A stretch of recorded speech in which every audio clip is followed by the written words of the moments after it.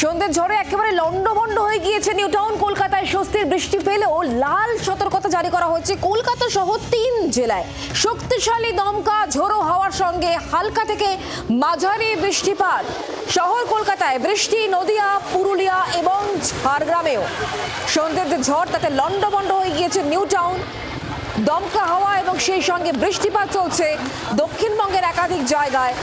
কলকাতা সহ 3 জেলায় লাল সতর্কতা জারি করা হয়েছে।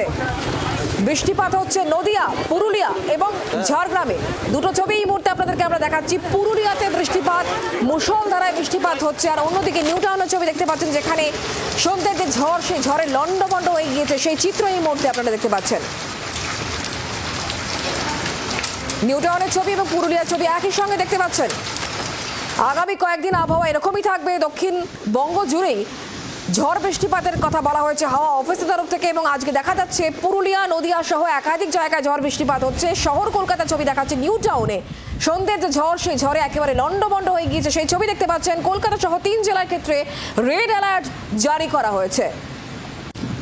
দুটো ছবি দেখছেন এই মুহূর্তে, পুরুলিয়ার ছবি আর অন্যদিকে নিউ টাউনের ছবি।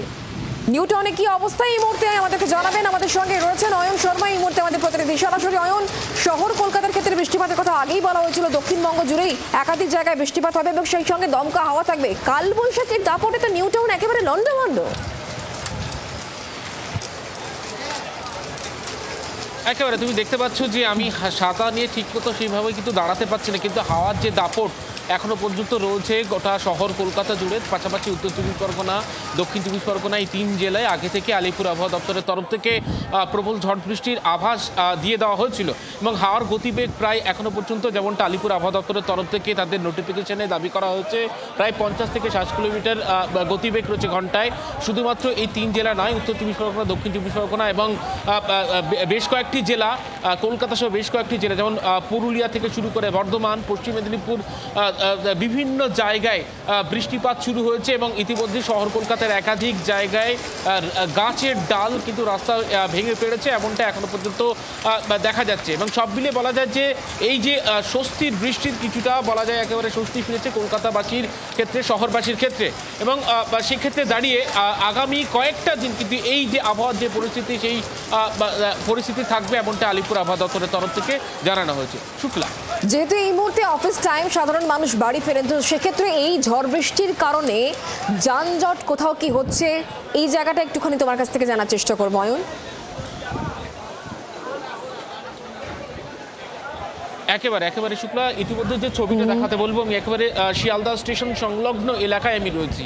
সেখানে দেখতে পাচ্ছ যে যেভাবে শিয়ালদা স্টেশনের যে ছবিটা, একেবারে অফিস ফিরতি মানুষজন তারা বাড়ি ফিরছেন, সেই সময় কতটা দেখো কিভাবে ভিড় রয়েছে মানুষের, যথেষ্ট, যেহেতু প্রচন্ড পরিমাণে বৃষ্টি হচ্ছে।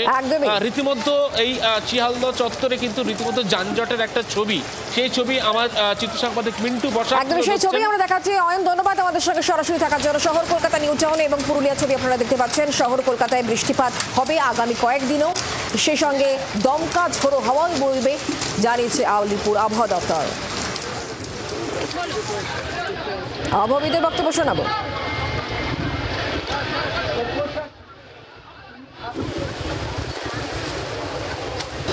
আগামী কয়েকদিন পশ্চিমবঙ্গের সব জেলাগুলোতেই বৃষ্টি হওয়ার সম্ভাবনা আছে, হালকা মাঝারি বা হালকা, আর তার সাথে থান্ডারস্টর্ম, লাইটনিং, ঝোড়ো হাওয়াটা থাকার সম্ভাবনা আছে। আজকে দক্ষিণবঙ্গের বীরভূম, পশ্চিম বর্ধমান, বাঁকুড়া, পুরুলিয়াতে